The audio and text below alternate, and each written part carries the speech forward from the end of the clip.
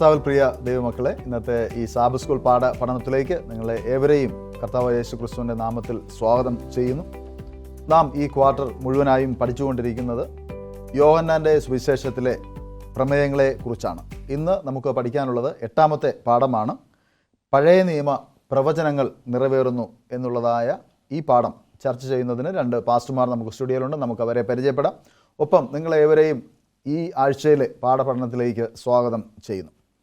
Pastor സിൽസ്മോൻ ഇന്ന് ഞങ്ങളോടൊപ്പം ഉള്ളതിൽ അതിയായ സന്തോഷമുണ്ട്. പാസ്റ്ററെ ഈ ചർച്ചയിലേക്ക് സ്വാഗതം ചെയ്യുന്നു. നന്ദി പാസ്റ്റർ.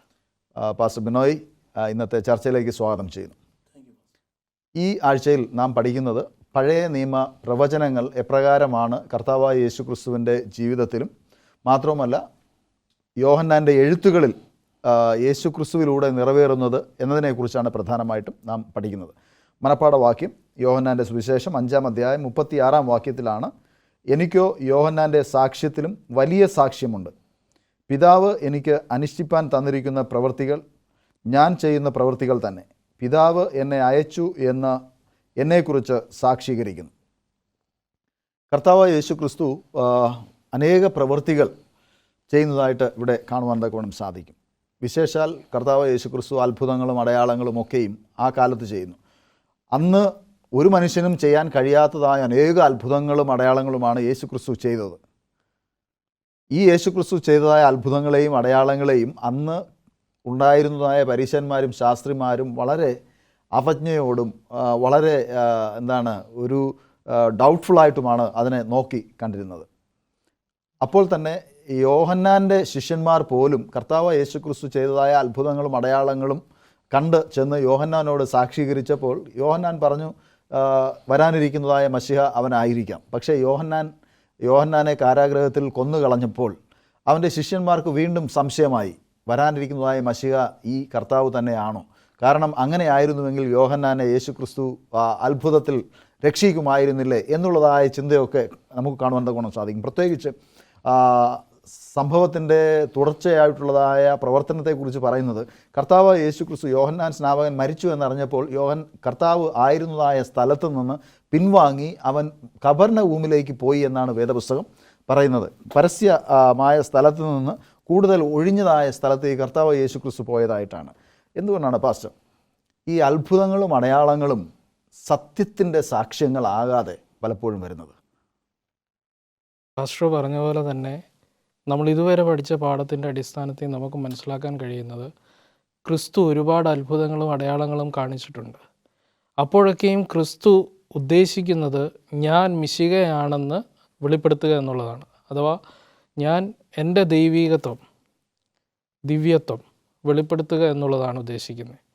അപ്പോൾ ക്രിസ്തുവിന് ഒരിക്കലും എന്ത് ചെയ്യാൻ പറ്റില്ല, എല്ലാ അത്ഭുതങ്ങളും അടയാളങ്ങളും എല്ലായിടത്തും നടത്താൻ സാധിക്കത്തില്ല. ക്രിസ്തുവിനൊരു ഉദ്ദേശമുണ്ട് അത്ഭുതങ്ങളും അടയാളങ്ങളും നടത്തുമ്പോൾ, അത് ഞാൻ മിശിഹയാണെന്ന് തെളിയിക്കുന്നതിന് വേണ്ടിയാണ്.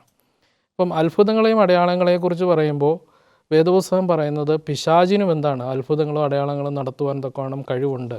അതുകൊണ്ട് എല്ലാ അത്ഭുതങ്ങളും അടയാളങ്ങളും സത്യമാകണമെന്നും ഇല്ല. ഇവിടെ ക്രിസ്തു ഈ പാസ്റ്റർ ഇപ്പോൾ പറഞ്ഞതുപോലെ തന്നെ സ്നാപക യോഹന്നാനെ കൊല്ലുന്ന സമയത്ത് ക്രിസ്തു ഇത്രയും അത്ഭുത അടയാളങ്ങളും ചെയ്ത മിശിഹായ്ക്ക് എന്തുകൊണ്ട് യോഹന്നാനെ അതിൽ നിന്ന് രക്ഷിച്ചില്ല? 2, ക്രിസ്തു ക്രൂശിൽ കിടക്കുമ്പോഴും അത്രയധികം കഷ്ടത അനുഭവിക്കുന്ന സമയത്ത് പലരും ചോദിക്കുന്നുണ്ട്, നീ ദൈവപുത്രനെങ്കിൽ ഈ ക്രൂശിൽ നിന്ന് എന്ത് ചെയ്യുക, ഇത്ര അത്ഭുതങ്ങളും അടയാളങ്ങളും ചെയ്ത ആളല്ലേ എന്ന് ചോദിക്കുന്നതായിട്ട് കാണാൻ. അപ്പോൾ ഈ സമയത്തൊക്കെയും ക്രിസ്തു അത്ഭുതങ്ങളും അടയാളങ്ങളും ചെയ്യുന്നില്ല. എന്ന് പറഞ്ഞാൽ എപ്പോഴും സത്യത്തിൻ്റെ അടയാളമായിട്ടല്ല അത്ഭുതങ്ങളെയും അടയാളങ്ങളെയും കാണേണ്ടത് എന്ന് കാണാൻ തക്കണം. സത്യം എപ്പോഴും നിലനിൽക്കുന്നതാണ്. അതൊരു മനുഷ്യനെ മൂടി വെക്കാൻ തക്കവണ്ണം സാധിക്കത്തില്ല. അത് എപ്പോഴും സത്യമായി തന്നെ നിലകൊള്ളും. പാസ്റ്റർ സിൽസ്മോൻ സത്യത്തെക്കുറിച്ച് പറഞ്ഞതുകൊണ്ട് ഞാനൊരു സത്യത്തെക്കുറിച്ചൊരു ചോദ്യം ചോദിക്കുകയാണ്. പീലാത്തോസ് കർത്താവ് യേശു ക്രിസ്തുവിനോട് ചോദിക്കുന്നത്, വാട്ട് ഈസ് ട്രൂത്ത്, എന്താണ് സത്യം?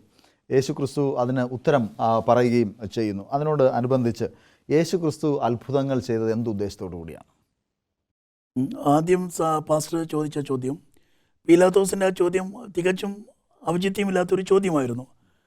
തൻ്റെ മുമ്പിൽ നിൽക്കുന്ന സത്യത്തോടാണ് ചോദിക്കുന്നത്, എന്താണ് സത്യം? ഞാൻ തന്നെയാണ് വഴിയും സത്യവും ജീവനും ആകുന്നു എന്ന് യേശു പറഞ്ഞിട്ടുണ്ടായിരുന്നു. പിലാത്തോസിന് വളരെ വ്യക്തമായിട്ട് അറിയാമായിരുന്നു യേശു സത്യം തന്നെയാണ് പറയുന്നത്. പക്ഷേ എങ്കിലും സത്യത്തെ ലെവലേശം പോലും അംഗീകരിക്കാൻ മനസ്സില്ലാത്ത നിഷേധാത്മകമായ ഒരു ചോദ്യമാണ് പിലാത്തോസിൽ ഉയർന്നത്. പക്ഷേ അവസാനം ആ സത്യത്തെ തിരിച്ചറിയാൻ പിലാത്തോസിന് കഴിഞ്ഞില്ല. യേശു അത്ഭുതങ്ങളും അടയാളങ്ങളും, പാസ്റ്റർ രണ്ടാമത് ചോദിച്ച ചോദ്യം, യേശു അത്ഭുതങ്ങളും അടയാളങ്ങളും ചെയ്തത് ഒരിക്കലും അംഗീകാരത്തിന് ബഹുമതിക്കുമായിരുന്നില്ല. പിതാവായ ദൈവം തന്നെ അയച്ചുവെന്നും പിതാവ് തൻ്റെ കൂടെ ഉണ്ട് എന്നും കാണിക്കുന്നതിന് വേണ്ടി മാത്രമായിരുന്നു യേശു അത്ഭുതങ്ങൾ ചെയ്തത്. യേശു പല അത്ഭുതങ്ങളും വളരെ പേരുകേട്ട അത്ഭുതങ്ങൾ ചെയ്തിട്ടും ഇത് നിങ്ങൾ ആരോടും പറയരുത് എന്ന് ആണ് യേശു പലപ്പോഴും പറഞ്ഞത്. അപ്പോൾ ഒരിക്കലും അത്ഭുതങ്ങൾ ചെയ്ത് അടയാളങ്ങൾ ചെയ്ത് ജനങ്ങളെ വശീകരിക്കുക, ജനങ്ങളെ തൻ്റെ ശ്രദ്ധയിലേക്ക് ആകർഷിക്കുക എന്നതായിരുന്നില്ല യേശുവിൻ്റെ ലക്ഷ്യം. മറിച്ച് ദൈവനാമ മഹത്വത്തിനല്ലാത്ത ഒരു അത്ഭുതങ്ങളിലും അടയാളങ്ങളിലും യേശു തൽപരനായിരുന്നില്ല. യേശുവിൻ്റെ ലക്ഷ്യം തൻ്റെ പിതാവ് തന്നെ അയച്ച ആ ശുശ്രൂഷ നിവർത്തിക്കുക, അല്ലെങ്കിൽ പിതാവാണ് തന്നെ അയച്ചിരിക്കുന്ന ലോകത്തെ കാണിക്കുക എന്ന് മാത്രമായിരുന്നു യേശുവിൻ്റെ ലക്ഷ്യം. പാസ്റ്റർ സെൽസ്മോൻ, കർത്താവായ യേശു ക്രിസ്തുവിൽ നമ്മിലുള്ളതായ ഉദ്ദേശം എന്താണ്? എന്തിനാണ് കർത്താവായ യേശു ക്രിസ്തു ഈ പ്രവൃത്തിയെല്ലാം ചെയ്തിരിക്കുന്നത്? ക്രിസ്തു ആഗ്രഹിക്കുന്നത് എല്ലാവരും താൻ വിശുദ്ധനായിരിക്കുന്നത് പോലെ എല്ലാവരും വിശുദ്ധനായിരിക്കണമെന്നാണ് ക്രിസ്തു ആഗ്രഹിക്കുന്നത്. രോഗം പാപത്തിൻ്റെ ശമ്പളമായി ലോകത്തിലേക്ക് വന്നതാണ്. മരണത്തിൻ്റെ ഭാഗമായിട്ട് രോഗങ്ങളും മറ്റു കാര്യങ്ങളൊക്കെ വന്നിരിക്കുന്നതാണ്. പക്ഷെ മനുഷ്യൻ എപ്പോഴും സൗഖ്യത്തോടെ ഇരിക്കണമെന്നും അല്ലെങ്കിൽ ഒരുപാട് ഐശ്വര്യവും സമ്പത്തും ഉണ്ടാകണമെന്നും ആഗ്രഹിക്കുന്നതാണ്. പക്ഷെ ക്രിസ്തു നമ്മളിൽ നിന്ന് ആഗ്രഹിക്കുന്ന എന്താണ്? പാപത്തിൽ നിന്ന് നിങ്ങൾ ഒഴിഞ്ഞിരിക്കണം, രക്ഷ പ്രാപിക്കണം, നിത്യജീവൻ പ്രാപിക്കണം, ജീവൻ്റെ അപ്പം കഴിക്കണം, ജീവജലം കുടിക്കണം. ഇതൊക്കെയാണ് ക്രിസ്തു പഠിപ്പിച്ചതും. അപ്പോൾ ക്രിസ്തു എപ്പോഴും ആഗ്രഹിക്കുന്നത് നമ്മൾ നല്ല ജീവിതം നയിക്കണം എന്നുള്ളതാണ്. അപ്പോൾ ക്രിസ്തുവിൻ്റെ പ്രവൃത്തി നമ്മളിൽ വെളിപ്പെടണമെങ്കിൽ നമ്മൾ മറ്റുള്ളവരുടെ മുന്നിൽ ഫലമുള്ളവരായി നിൽക്കണം. ഫലമുള്ളവരായി നിൽക്കുമ്പോഴാണ് ക്രിസ്തു നമ്മളിൽ പ്രവർത്തിക്കുന്നു എന്ന് ബോധ്യപ്പെടുന്നത്. തീർച്ചയായും കർത്താവ് യേശു ക്രിസ്തു നമ്മിൽ നല്ല ഫലം പ്രതീക്ഷിക്കുന്നു. ആ നല്ല ഫലത്തോടെ ജീവിക്കുവാനാണ് കർത്താവ് നമ്മെ ഈ ഭൂമിയിൽ ആക്കിയിരിക്കുന്നത്. നമുക്കൊരു ഇടവേളയുടെ സമയമാണ്. പ്രിയ പ്രേക്ഷകരെ, ഒരു ചെറിയ ഇടവേളയ്ക്ക് ശേഷം ഞങ്ങൾ മടങ്ങി വരും. ഞങ്ങളോടൊപ്പമായിരിക്കും.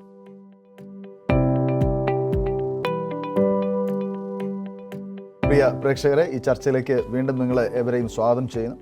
പാസ്റ്റർ ബിനോയ്, നാം ദൈവവചനത്തിലുള്ളതായ നിറവേറലുകളെക്കുറിച്ചാണ് സംസാരിച്ചു കൊണ്ടിരിക്കുന്നത്.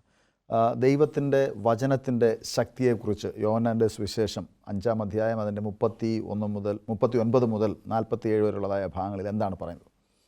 ദൈവവചനത്തിൻ്റെ ശക്തി വളരെ ശക്തമായിട്ട് യോഹന്നാൻ എഴുതിയിട്ടുണ്ട്. ദൈവവചനത്തിൻ്റെ ശക്തിയാലാണ് സകല ഉളവായത്. അപ്പം ദൈവത്തിൻ്റെ സൃഷ്ടിയും ആ സൃഷ്ടിയിലെ സകല പ്രവൃത്തികളാണ് ദൈവവചനത്തിൻ്റെ ശക്തിയാലാണ്. ഈ ദൈവവചനത്തിൻ്റെ ശക്തി എന്ന് പറയുന്നത് ലോകത്തെ നിലനിർത്തുക, അല്ലെങ്കിൽ ലോകത്തിൻ്റെ നിലനിൽപ്പ് മാത്രമല്ല, ഈ തിരുവെഴുത്ത് ദൈവവചനത്തിൻ്റെ ആ ശക്തിയുടെ ആധികാരികത എന്ന് പറയുന്നത് ഒരു മനുഷ്യനെ രൂപാന്തരപ്പെടുത്തുവാൻ തക്കവണ്ണം കഴിയുന്നതാണ് ദൈവവചനം. ഉദാഹരണത്തിന് ആഫ്രിക്കയിലെ നരഭോജികളെ നരസ്നേഹിയാക്കി മാറ്റുവാൻ ദൈവവചനത്തിനാണ് കഴിഞ്ഞത്. ദൈവവചനം ഇന്നും മനുഷ്യനെ ജീവിപ്പിക്കുകയാണ്. തകർന്നിരിക്കുന്ന മനുഷ്യൻ്റെ ജീവിതത്തിൽ പ്രത്യാശയുടെ ആ അനുഭവത്തിലേക്ക് അവനെ നയിക്കുന്നത് ദൈവവചനമാണ്. ഈ ദൈവവചനത്തിന് ശരിയായ ശക്തിയും സ്വാധീനവും ഇന്നും സമൂഹത്തിലുണ്ട്. പക്ഷേ അറിഞ്ഞോ അറിയാതെയോ ലോകം അത് അംഗീകരിക്കുന്നില്ല എന്നുള്ളതാണ് മറ്റൊരു കാര്യം. കർത്താവ് അതുകൊണ്ടാണ് പറയുന്നത്, മനുഷ്യൻ തെറ്റിപ്പോകുന്നു. തിരുവെഴുത്തുകളെ ദൈവവചനത്തെയും അറിയായികൾ തെറ്റിപ്പോകുന്നു. ദൈവത്തിൻ്റെ വചനമാണ് മനുഷ്യനെ മുന്നോട്ട് നയിക്കേണ്ടത്.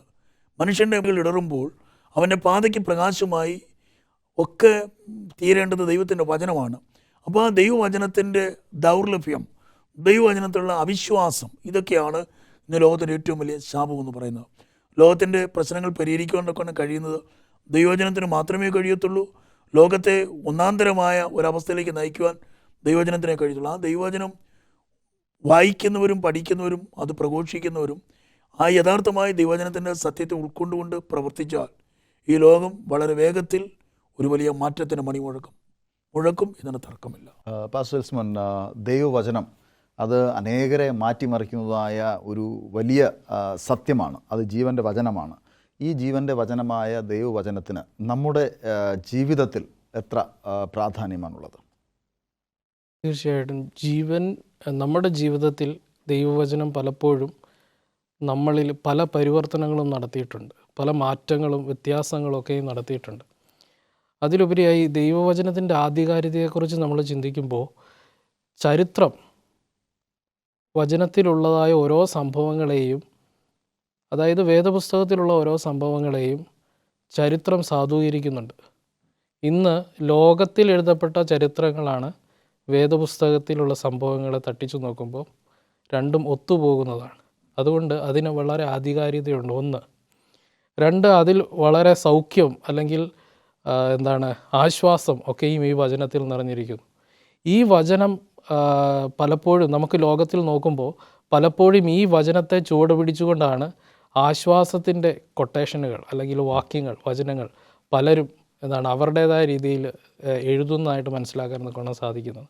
അപ്പം ഈ വചനത്തിൽ നമുക്ക് ആശ്വാസം കണ്ടെത്തുവാൻ തക്കവണ്ണം സാധിക്കുന്നുണ്ട്, സൗഖ്യം കണ്ടെത്താൻ തക്കവണ്ണം സാധിക്കുന്നുണ്ട്.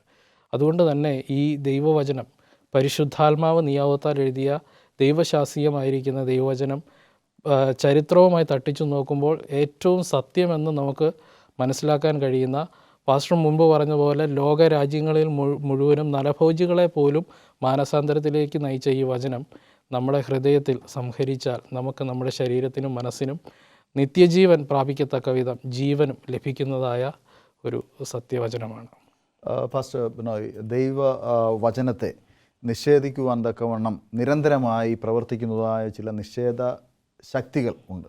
അവ ഏതൊക്കെയാണ്? അത് നമ്മുടെ ജീവിതത്തിൽ എത്രമാത്രം അത് ഈ സ്വാധീനം ചെലുത്തുന്നു? ദൈവവചനത്തിൻ്റെ ആധികാരികതയെ പലപ്പോഴും ഇല്ലാതാക്കുന്നത് ദുരുപദേശങ്ങളാണ്. അപ്പം ഈ ദുരുപദേശത്തിലേക്ക് ഒരു മനുഷ്യൻ വഴി മാറുകയാണ്. ഏതെങ്കിലും പ്രത്യേക ഇസ്സങ്ങളിലേക്കോ തത്വങ്ങളിലേക്കോ മനുഷ്യൻ മാറുന്നത് ദൈവവചനത്തിലുള്ള വിശ്വാസമില്ലായ്മയാണ്. അപ്പോൾ യഥാർത്ഥമായി ദൈവവചനത്തെ ആഴമായി പഠിക്കുന്ന ഒരു വ്യക്തിക്ക് ശരിയായ പഠനമില്ലായ്മയാണ് ഈ ദുഷ്ടശക്തികൾ പ്രബലപ്പെടുവാൻ കാരണമായി മാറുന്നത്. അപ്പം ദൈവവചനത്തെ ശരിയായ നിലയിൽ കൈകാര്യം ചെയ്യുക, ദൈവവചനം പഠിക്കുക. ദൈവവചനം നമ്മൾ പഠിക്കുകയും പരിശോധിക്കുകയും ചെയ്യുമ്പോൾ ദുരുപദേശത്തിനോ അല്ലെങ്കിൽ ദുഷ്ടശക്തികൾക്കോ ഒരിക്കലും ഒരു മനുഷ്യ ജീവിതത്തിലും കടന്നു കയറാൻ പറ്റാതെ വരും. അപ്പം ദൈവവചനത്തിലുള്ള ആശ്രയമില്ലായ്മ, ദൈവവചനത്തിലുള്ള പരിജ്ഞാനക്കുറവ്, അല്ലെങ്കിൽ ദൈവവചനം പഠിക്കുന്നതിൽ പങ്കിടുന്നതിലുള്ള ഈ താല്പര്യമില്ലായ്മ, ഇതൊക്കെ പലതരത്തിലുള്ള ദുഷ്ടശക്തികൾ ദൈവവചനത്തിൻ്റെ ആധികാരികത നഷ്ടപ്പെടുത്തുന്നതിന് കാരണമായി മാറും. യേശുവിനെ കുറിച്ചുള്ളതായ അനേക പ്രവചനങ്ങൾ വേദപുസ്തകത്തിലുണ്ട്. യേശു ക്രിസ്തുവിനെ തിരിച്ചറിയാനുള്ളതായ അടയാളങ്ങളായി നമുക്ക് ഇത് എങ്ങനെയാണ് കാണാൻ സാധിക്കുന്നത്? കർത്താവ് യേശു ക്രിസ്തുവിൻ്റെ ക്രൂശു മരണത്തിൻ്റെ സമയത്തുള്ള സംഭവങ്ങൾ തന്നെ ഈ വചനം സത്യമാണ് എന്നുള്ളത് മനസ്സിലാക്കാൻ കഴിയും. അതായത് യെശയ്യാ പ്രവചന പുസ്തകം 40-ാം അധ്യായം പറയുന്നത്, അതുപോലെ സങ്കീർത്തനങ്ങളിൽ പറയുന്നത് പോലെ ക്രിസ്തുവിൻ്റെ ക്രൂശ് മരണത്തിൽ അനുഭവിക്കുന്ന പീഡാനുഭവങ്ങൾ, അതുപോലെ തന്നെ സമാഗമന കൂടാര ശുശ്രൂഷയുമായി ബന്ധപ്പെടുത്തിക്കൊണ്ട് നമ്മൾ ചിന്തിക്കുകയാണെങ്കിൽ ക്രിസ്തുവിൻ്റെ ക്രൂശ് മരണം യാഗവുമായി ബന്ധിപ്പിച്ചുകൊണ്ട്, അതുപോലെ തന്നെ പെസഹയുമായി ബന്ധിപ്പിച്ചുകൊണ്ട് പറയുകയാണെങ്കിൽ ക്രിസ്തു പെസഹ കുഞ്ഞാട് പോലെയാണ്, അല്ലേ? ആ സമയത്താണ് പിടിക്കപ്പെട്ട് ക്രൂശിൽ അറക്കപ്പെടുന്നത്. അപ്പം ആ ക്രൂശിൽ അറക്കപ്പെടുന്ന സമയത്ത് യെശയ്യാ പ്രവചനത്തിൽ പറയുന്നത് പോലെ അവന് രൂപഗുണമില്ല, അല്ലെങ്കിൽ കാണാൻ ഭംഗിയില്ലാത്ത ഒരവസ്ഥയിലേക്ക്, അത്രമാത്രം ക്രൂരമായി പീഡിപ്പിക്കപ്പെട്ട ആ സംഭവങ്ങളൊക്കെയും ക്രിസ്തുവിൻ്റെ ക്രൂശ് മരണത്തെ നേരത്തെ പ്രവാചകൻ എഴുതിയ ആ വചനം നിവൃത്തിയാകുന്നതാണ്. അതുപോലെ ക്രിസ്തുവിൻ്റെ ക്രൂശ് മരണത്തിൽ തിരശ്ശീല കീറുന്നത്, അതായത് സമാഗമന കൂടാര ശുശ്രൂഷ അവിടെ വെച്ച് അവസാനിക്കുന്നത്, അല്ല വേർപാടിൻ്റെ വലിയ നടുച്ചുവൾ ഇടിച്ചു കളയുന്നത്, ഇതൊക്കെ ദൈവവചനത്തിൻ്റെ പ്രവചന അടിസ്ഥാനത്തിൽ തന്നെ നിറവേറപ്പെട്ടതായ സംഭവങ്ങളാണ്. യേശു ക്രൂശിക്കപ്പെടുന്നത്, 3-ാം നാൾ ഉയർത്തെഴുന്നേൽക്കുന്നത്. ഇത് യേശുവിൻ്റെ വരവിനെയും യേശുവിൻ്റെ ക്രൂശീകരണത്തെയും ഉയർത്തെഴുന്നേൽപ്പിനെയും ഒക്കെയും ഉറപ്പിക്കുന്ന വചനമാണ്. ആ ഉറപ്പ് നമുക്ക് ലഭിക്കുകയാണ് ക്രിസ്തുവിനെ കുറിച്ചുള്ളതായ. കർത്താവായ യേശു ക്രിസ്തുവിൻ്റെ വചനം നാം വായിച്ചാൽ യേശു ക്രിസ്തുവിനെ കുറിച്ച് പറഞ്ഞിരിക്കുന്നതായ പ്രവചനങ്ങളൊക്കെ നമുക്ക് മനസ്സിലാക്കുവാൻ തക്കവണ്ണം സാധിക്കും. ഒരു പക്ഷേ യേശു ക്രിസ്തുവിനെ അറിയാത്തതായ ഒരാൾ യേശു ക്രിസ്തുവിൻ്റെ ഈ വചനത്തെ വായിച്ചു കഴിഞ്ഞാൽ ഈ മനുഷ്യൻ ആര് എന്ന് അന്വേഷിക്കാനുള്ളതായ ഒരു പ്രചോദനം അദ്ദേഹത്തിന് ലഭിക്കും. അങ്ങനെ പ്രചോദിതനാകുന്നതായ ഒരു വ്യക്തിക്ക് സാക്ഷാൽ ലോകരക്ഷിതാവിനെ കണ്ടെത്തുവാൻ തക്കവണ്ണം സാധിക്കും. ലോകത്തിൽ അനേക പണ്ഡിതന്മാരും അനേക നിരീശ്വരവാദികളും യേശു ക്രിസ്തുവിനെ നിഷേധിക്കുവാനും കണ്ടെത്തുവാനും തക്കവണ്ണം ശ്രമിച്ചതായിട്ട് നമുക്ക് വേദപുസ്തകത്തിൻ്റെ പുറത്ത് ഉള്ളതായ രേഖകൾ നമുക്ക് മനസ്സിലാക്കുവാൻ തക്കവണ്ണം സാധിക്കും. അവർ യേശു ക്രിസ്തുവിൻ്റെ അസ്തിത്വത്തെ നിഷേധിക്കും തോറും യേശു ക്രിസ്തുവിനെ അംഗീകരിക്കുകയും പിൽക്കാലത്ത് യേശു ക്രിസ്തുവിൻ്റെ അനുയായികളായി തീരുകയും ചെയ്തതായ ചരിത്രം ഇന്ന് ലോകത്തിൽ ഒട്ടനവധി നമ്മുടെ മുൻപിൽ ഉണ്ട്. തീർച്ചയായും കർത്താവായ യേശു ക്രിസ്തുവിനെ അംഗീകരിക്കുക എന്നുള്ളത് ദൈവത്തിൻ്റെ ആത്മാവിൻ്റെ പ്രവർത്തനമാണ് എങ്കിൽ പോലും നാം അതിന് സ്വയമായി മനസ്സ് വെച്ച് ദൈവത്തെ കണ്ടെത്തുവാൻ പരിശുദ്ധാത്മാവിൻ്റെ നിയോഗത്താൽ നാം പ്രവർത്തിക്കുന്നുവെങ്കിൽ മാത്രമേ നമുക്കിത് കണ്ടെത്തുവാനും ആ രക്ഷയിലേക്ക് എത്തിച്ചേരുവാനും തക്കവണ്ണം സാധിക്കുകയുള്ളൂ. നമുക്കൊരു ചെറിയ ഇടവേളയുടെ സമയമാണ്. പ്രിയ പ്രേക്ഷകരെ, ഒരു ചെറിയ ഇടവേളയ്ക്ക് ശേഷം ഞങ്ങൾ മടങ്ങി വരും. ഞങ്ങളോടൊപ്പമായിരിക്കും.